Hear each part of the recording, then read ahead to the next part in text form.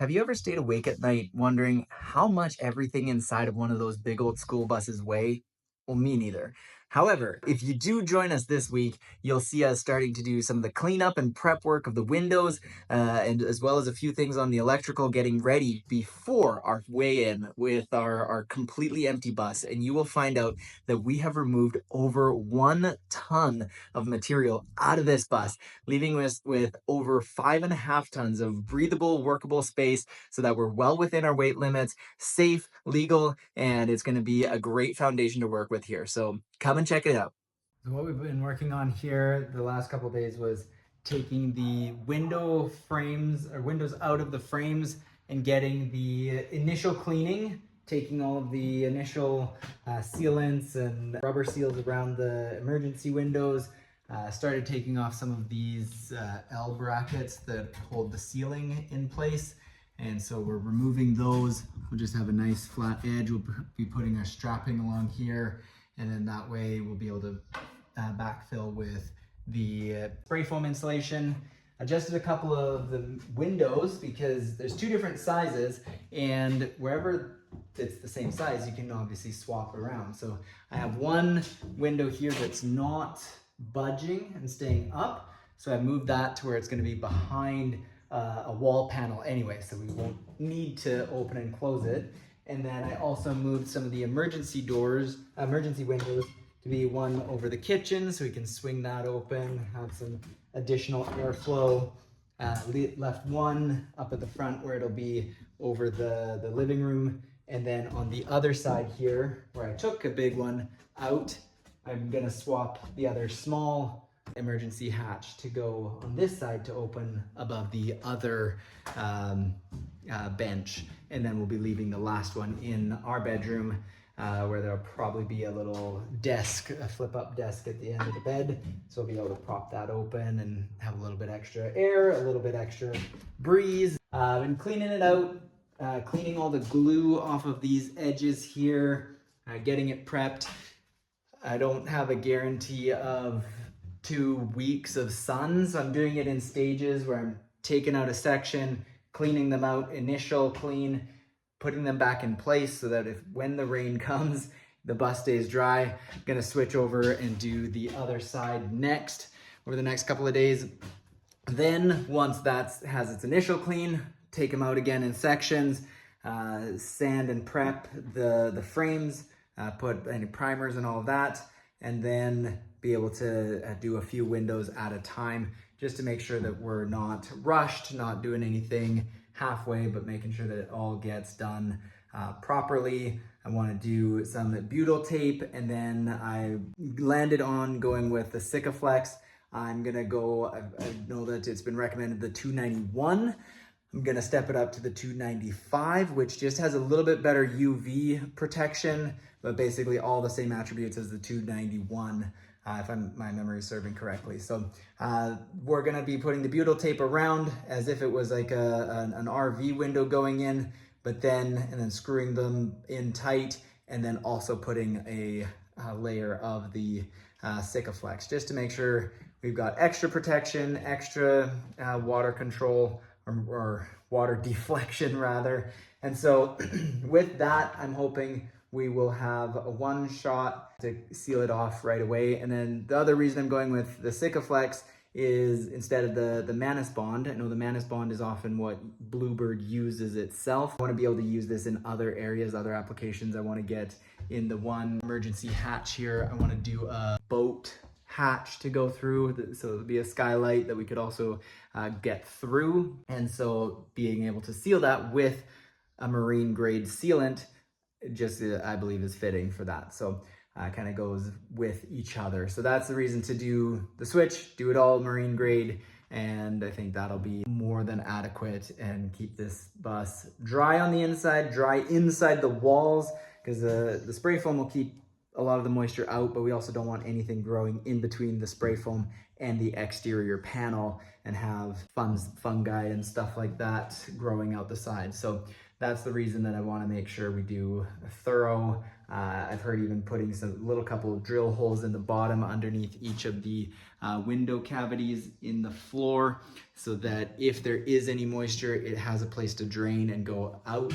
So I'm probably going to be doing that as well, just to be extra cautious and make sure everything is watertight and water can escape whenever water does get in. So that's what we've been doing the last couple of days, and it is nice to be officially done the main deconstruction and just a lighter, slightly easier work. Just tedious getting everything out and cleaned out. Looking a lot more on the starting to have new stuff go in. So excited to have our first piece of new material hit the bus. We will be doing that shortly. The window I just pulled out of this section here, and I was going to be replacing it with the emergency door so that it can be over top of the second bench in the front and be able to swing open. The window that was here, the outside piece looked to be that it's been replaced. Either the whole window or that the part that slides up and down feels a little bit different than the rest of them. And so I was looking at that going, this is a window that has been removed by a bus mechanic of some sort at some time and reinstalled. So this is for me going, this is a great example of what do they do as a bus system or bus mechanic to reinstall these. And so it looks like you can, I'm not sure if you can see here, I'll do a close-up if I can't see this, but they put a little bit of a rubber type of seal over the inside lip of the frame and stuck that in. There was no caulking or anything on the top or the sides or the top, and then a tiny little bead along the bottom edge on the inside, nothing along the outside like you can see. I replaced that window already, so not like the other ones that have a stronger, thicker bead all the way along the outside. So a slightly different bit of material, more of a rubbery silicone type of a caulking rather than like the soft rubbery silicone that seems to be around everywhere else in the sealant. So a little bit of a unique situation there. And again, just that they put this extra sealant in, which confirms that there is room to put something like a butyl tape along the edge. We'll probably stick some along the bottom if we can fit some, even along the top edge, in addition to the little rubber bit of a seal that they have, and then line the whole thing with proper waterproofing sealant. Just finished up the initial cleaning on all of the windows now. Completed the driver's side today, all the way down, except for one window that's right behind the driver's seat here. It's stuck behind the seat belt clamp, and I just put that back in because I'm likely going to go in the next couple of days to get the bus completely weighed with nothing in it. And now that it's been completely gutted, the windows are cleaned out, ready to be primed and fully cleaned and sealed. So that'll be coming up soon. Gonna get this cleaned up, start cleaning the floor, wire brushing that. Very, very close to putting new material, which I know I said that a couple of days ago. Got these windows done, and gonna then also do a final tidy up on all the electrical, tape up any of these morettes, still put a little bit of tape around them. Some of them are a couple bundles, and so get that all cleaned up, and any other last minute wires that showed themselves for any of the emergency doors and things like that that we won't be needing, won't be using. And so gonna do that final tidy up, and it's gonna be looking like more than a metal floor here very soon. Today, disconnected the batteries again and actually cleaned out the entire battery storage area. Got that rust and corrosion and dirt and sand and everything cleaned out of there, making sure that that is a nice clean spot. Everything's working to get the batteries reconnected. Gonna be hooking those back up once everything dries off and dust settles from that area. And then while I have that disconnected, I went through, did a final cut and tape and putting morettes on all of the electrical ends of all the wires that we're not using. Because last time I left some of the emergency wires at their full length and with the connections in case I needed to reconnect anything on the emergency system. When I started up, nothing was buzzing, nothing was going off for the emergency, and so I'm presuming it's because there's no longer the sensor saying to be on or off.